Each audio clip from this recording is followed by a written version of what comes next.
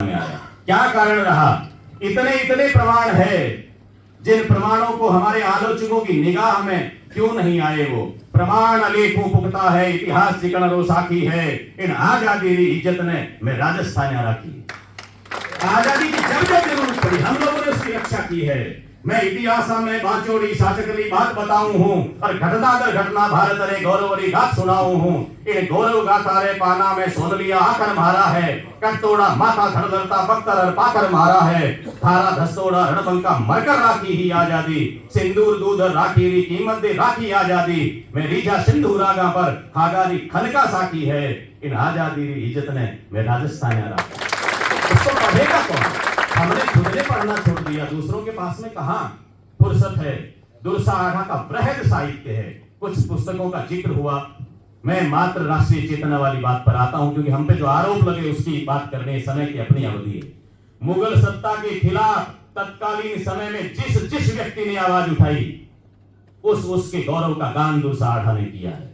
दुर्सा आढ़ा का चिंतन सिर्फ ये है, हिंदुस्तान पर बाहरी सत्ता का कब्जा है, इसको हटाना चाहिए, और इसको हटाने के लिए खेत में बैठे हुए किसी एक व्यक्ति ने एक दिन के लिए, एक क्षण के लिए भी प्रयास किया, उस पर दुर्सा आढ़ा की कलम चली है। इसलिए हमें दुर्सा आढ़ा के साहित्य को विरुद्ध क्षेत्रीय के साथ में उनके गीतों से पढ़ना पड़ेगा। डिंगल का अपना साहित्य, अपनी थाती, अपनी निधि, वो गीत हैं जो दुर्सा आढ़ा लिखते हैं, एक एक शूरवीर के सम्मान में लिखा है। वो महाराणा प्रताप, महाराणा अमर सिंह, सिरोही का सोलंकी वीरमदेव, सिरोही राव सुल्तान, जाम सत्ता और जाम अज्जा, सौराष्ट्र में जाकर के, जामनगर में जाकर के उन्होंने भूचरवेली में जब अपना संग्राम करके मुगल सत्ता के सामने वहां पर शहादत की, उनके सम्मान में उन्होंने काव्य लिखा। कल्ला राय मलोत, बल्लू चांपावत, रावचंद्र सेन, राय सिंह बीकानेर, अमर सिंह राठौर, नागौर, सबके सम्मान में उनके जो गीत हैं, उन गीतों को पढ़ना है। दुर्सा अकबर के दरबार में अवश्य था, लेकिन अकबर का आधीन नहीं था। उनकी जुबान को कभी रोक नहीं पाया अकबर। मैं मगरेरा मोरिया काकर चूर्ण चुगंत, रुद आया बोला नहीं तो हिवड़ो फाट मरंत। जब जब आवश्यकता हुई बोले वो, और उन्होंने बोल करके कहा, अकबर को खुद को सामने आकर के कहा। आज किसी सरपंच को कह करके देखिए, जिंदा नहीं बच सकते अगले समय। अकबर के दरबार में उस समय में जब हिंदुस्तान में तूती बोलती है उसकी, उसके सामने खड़ा होकर के बोलने का साहस दुर्सा आढ़ा करता है। मनरी मनरे माह अकबर रे रहसी अवश्य। इस कविता को मैं जब पढ़ता हूं, और तत्कालीन आदरणीय लखावत साहब तो इस साहित्य के अध्येता है, मैं निवेदन करता हूं कि महाराणा प्रताप के समय में, उस समय के साहित्यकारों ने दुर्सा आढ़ा, पृथ्वीराज राठौड़, सुरायत सापरिया, माला सांधु, रामा सांधु, इनके सबके गीत पढ़ते हैं। सूचनाएं नहीं है, घोषणाएं हैं वो गीत, और घोषणा है भविष्य की। वो भविष्य की घोषणा करते हैं, एक शंका तक नहीं बचने देते हैं कि लोगों के मन में क्या है। महाराणा तक उन्होंने गीत पहुंचाए समय समय पर, और वो सूचना और जो घोषणा है वो क्या है, हिंदुस्तान का आम जन क्या सोचता है महाराणा आपके विषय में, आम जनता के विषय में बात क्या है। लोग ये बात करते हैं, कुछ कहीं से उभर करके आ जाए कि महाराणा कहीं दिल्ली के दरबार में नहीं चले जाए, उसको पहले से पानी आगे पाड़, उसको रोकने के लिए उन्होंने काफी भेजे हैं। सिर्फ घोषणाएं हैं, मुस्तकबिल को तय कर रहे हैं हिंदुस्तान का क्या होगा। इस दोहे में देखिए घटना बीती हुई नहीं, मनरी मनरे माह अकबर रे रहसी अवश्य, रहेगी, ये भविष्य की बात कर रहा है। मनरी मनरे माह अकबर रे रहसी अवश्य, नरवर करिए नाह पूरी, राणा प्रताप से कभी पूरी नहीं कर सकता। एक एक दोहे में देखिए गीत की पंक्तियां है। दुर्सा आढ़ा को और पृथ्वीराज राठौड़ को, दो को कोट करता हूं। दो गीत उस समय में लिख करके महाराणा प्रताप के पास में भेजे गए। जब हम दूसरी कविताओं में कहीं इधर उधर पढ़ते हैं, अकबर से महाराणा मिलने चले जाएंगे, दुर्सा आढ़ा लिखते हैं, आया दड़ सबड़ साम हूं आवे, रंगियो रहे खतरवाट रतो, ओ नर नाह नमन नह आवे, पत साहन दरगाह पतो। जैसे ही कोई दल सामने दिखेगा, सबल उसके सामने आएगा, और अपनी तलवार को खत्रवट के रंग में रंग करके रखता है, दुश्मनों के खून से रक्तिम करके रखता है। वह कभी महाराणा प्रताप, ओ नर नाह नमन नह आवे, पत साहन दरगाह पतो, ये बादशाह की दरगाह में कभी नमन करने नहीं आएगा। यही भाव पृथ्वीराज राठौड़ लिखते हैं। पृथ्वीराज जी राठौड़ कहते हैं, हे महाराणा, जनता क्या सोचती है हिंदुस्तान की आपके विषय में। उसके दरबार में जाना, अकबर के दरबार में जाना दूर की कौड़ी है, जनता तो यहां तक सोचती है, पातल जो पत शाह बोले मुख हुता वयन, तो मिहिर पिछ मदिश माह उगे कासव रावउत। अर्थ समझें। पृथ्वीराज राठौड़ कहते हैं, हे सूर्यवंशी महाराणा प्रताप, तुम्हारा अकबर के दरबार में जाना नहीं, ये चिंतन कहीं नहीं है। हमारे हिंदुस्तान की आम आवाम का चिंतन ये है कि जिस दिन पातल जो पतशाह, यदि महाराणा प्रताप ने अपनी जिह्वा से उस यवन को पातशाह कह दिया तो भी सूरज दूसरी तरफ उगना शुरू हो जाएगा। ये घोषणा है, ये चिंतन है। महाराणा को संबल और साहस देने वाले गीत हैं। जब हल्दी घाटी की बात चलती है ना, हल्दी घाटी के युद्ध के समय में उसके आसपास में भामाशाह आते हैं और संपत्ति सौंपते हैं। वो 25 लाख के रुपए हैं, 20,000 असरपियां हैं। उस समय में ये भी शोध का विषय महिपाल सिंह जी, आप नोट करें इस बिंदु को। जब महाराणा प्रताप को उस संकट के समय में सहयोग देने की बात आई तो राजस्थान के अनेक कवियों ने सहयोग किया। दुर्सा आढ़ा ने उस समय 4 लाख रुपए महाराणा के पास में भिजवाए। इसका आप शोध करें, 4 लाख रुपए दुर्सा आढ़ा ने भिजवाए। इसके गीत की साक्षी अमर सिंह को, जब महाराणा प्रताप दिवंगत हुए उसके पहले अमर सिंह जी से कहा, मेरे मन में 2 बातें हैं अमर सिंह, ध्यान रखना। पहला तो ये, कभी मुगलिया सल्तनत में मेवाड़ी पगड़ी नहीं झुकनी चाहिए, इस संकल्प को पार पटकना। और दूसरा, मेरे एक मन में रहेगी, मैं दुर्सा आढ़ा का सम्मान करना चाहता था, क्योंकि उन पर ऋण था। उन्हें मालूम था कि चारण के 4 लाख रुपए मेरे खजाने में आए हुए, मेरे सहयोग में वापस मिलने चाहिए। और वो अमर सिंह जी ने बुला करके वृद्धावस्था में दुर्सा आढ़ा को बुलाया और कहा, बाजी मैं आपका सम्मान करना चाहता हूं। तो तब मारवाड़ का पानी त्याग चुके थे दुर्सा आढ़ा, यहां से चले गए थे। अहुआ के धरने के बाद में उन्होंने कहा, मारवाड़ मेरी मातृभूमि है, वहां रहा हूं, मैं वहां रहना चाहता हूं, लेकिन वहां जाऊंगा नहीं। रायपुरिया मेवाड़ और मारवाड़ के उस सीमा पर है, इसलिए मुझे रायपुरिया दे दो, मैं उस मारवाड़ के नजदीक जाना चाहता हूं। रायपुरिया की रियासत उस दिन मिली है। उन्होंने कहा, क्षत्रियों का सारा कर्ज तुमने चुकाया है। अमर सिंह को दूसरों गीतों में तो नहीं लिखा कर्ज कौन सा है, ये 4 लाख वाला कर्ज था जिसको चुकाया गया है। इसमें उन्होंने कहा, ये अमर सिंह ने कहा, मैं कर्जा चुका रहा हूं। उन्होंने कहा, तुमने तो सारे क्षत्रिय वर्ण का कर्जा मुझे इस बात को मान करके चुका दिया। ये भी शोध का विषय, इस पर दृष्टि हमारी जानी।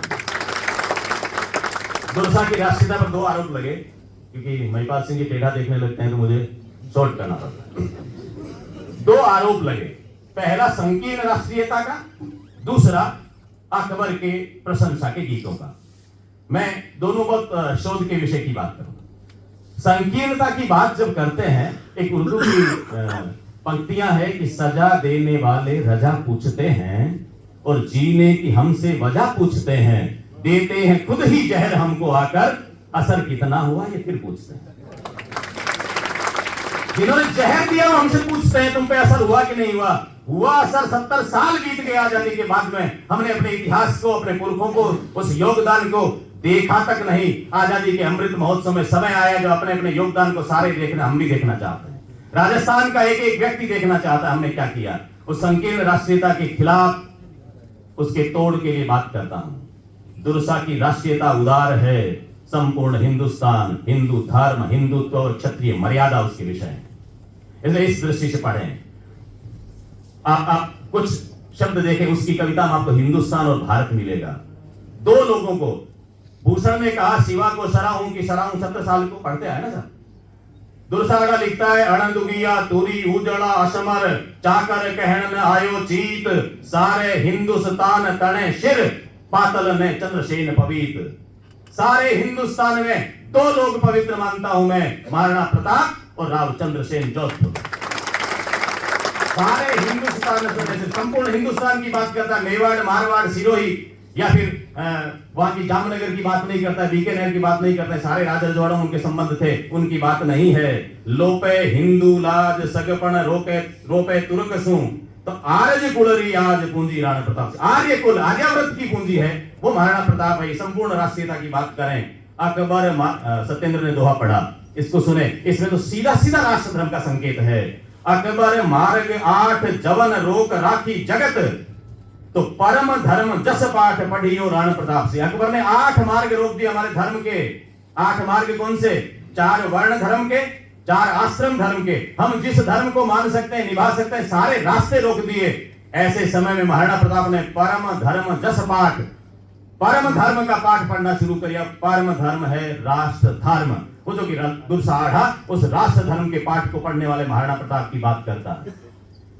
अकबर की प्रशंसा की बात मैं निवेदन ये करूं, दुर्सा जी का इतना वृहद साहित्य है अकबर पर उन्होंने जिंदगी में एक गीत लिखा। गीत है, सच्चाई को मानना है।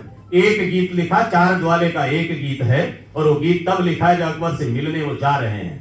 हमारे यहाँ की परंपरा है, जोधपुर से गंगाराम जी जाखड़ी जी मेरे पास दीवाना आएंगे तो जोधपुर की मोहन जी का लड्डू लेकर के आते हैं। अपने घर में जो अच्छा है, किसी के खेत में मतीरा अच्छा है, फली अच्छी है, काचर अच्छे लेकर के आते हैं।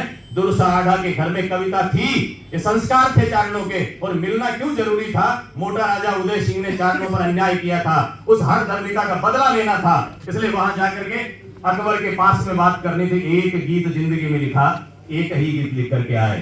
दूसरा तथ्य देखें, उस एक बार 1666 में उनको अकबर से पुरस्कृत होकर के पेशवा आए अपनी माता जी के पास में। हमारी माओ ने, यदि शिवाजी को कोई बनाती है तो माँ बनाती है, विवेकानंद को बनाती है माँ बनाती है। मैं जब दुर्सा आढ़ा की मातुश्री को पढ़ता हूँ तो दुर्सा आढ़ा की माँ ने दुर्सा आढ़ा को इतना बड़ा कद दिया। कैसे दिया सुनिएगा, 1666 की घटना है। दुर्सा जी अकबर से पुरस्कृत होकर के पेशवा पधारे हैं, और लोगों ने सूचना दी कि आज तुम्हारा बेटा माई अकबर से पुरस्कृत होकर के आए। माँ बोली नहीं। दुर्सा जी सामने गए तो उस बूढ़ी क्षत्राणी का चेहरा लाल हो गया, आंखें रक्तिम हो रखी है। देखा, कुछ बोली नहीं। माँ बोलोगे नहीं? माँ ने कहा, सारे हिंदू मर गए थे जो तुम्हें किसी यवन से कुछ लेना पड़ा, और यवन से पुरस्कृत होकर के आए। आगे कोई बात नहीं, इसे गर्व करने वाली कौन सी बात है? मेरे घर में उस पुरस्कार का एक दाना काम में नहीं आ सकता। और इस बात का साक्षी है 1966 से 73 के बीच में बना हुआ पेशवा के किनारे का वो तालाब। दुर्सा जी उसी समय घर से बाहर आते हैं, गांव से बाहर आते हैं, लोगों को बुलाते हैं कि ये पैसे मेरे घर में नहीं रह सकते, इस पैसे का मैं क्या करूं। सबने वहां राय दी कि तालाब और मंदिर बनवा दीजिए। मंदिर और तालाब में पैसे खर्च करके पुनः घर में गए। ऐसी माएँ जिस घर में होती है वहां पर दुर्सा आढ़ा पैदा हो सकते हैं। उस माँ को मैं अंत में 3 बात कह करके पूरा करता हूं। दुर्सा आढ़ा कभी अकबर की तरफ से युद्ध नहीं लड़े। एक बिंदु सारांश रूप में, अकबर पर उनका मात्र एक गीत है, वो परिस्थिति जन्य रूप से लिखा गया। तत्कालीन परिस्थितियों में चारणों के अपमान का बदला लेना था मोटा राजा उदय सिंह से, इसलिए उन्होंने गीत लिखा। दुर्सा आढ़ा की राष्ट्रीय चेतना का आधार उनकी हिंदुत्व, उनका भारत, उनका हिंदुस्तान और मुगलिया सल्तनत के खिलाफ चलने वाली आवाज है। दुर्सा आढ़ा की राष्ट्रीय चेतना को आधार बनाकर हमें इतिहास का पुनर्लेखन करना चाहिए। दुर्सा आढ़ा की राष्ट्रीयता संकीर्ण नहीं है, उदार है। इसलिए निवेदन करता हूं कि अपने ही हाथों में पतवार थमा ली जाए, तब तो मुमकिन है कि ये नाव बचा ली जाए, और पूरे गुलशन का चलन भले बिगड़ जाए पर बद चलन होने से खुशबू तो बचा ली जाए। पुनः धन्यवाद। जय हिंद, जय भारत, जय माता।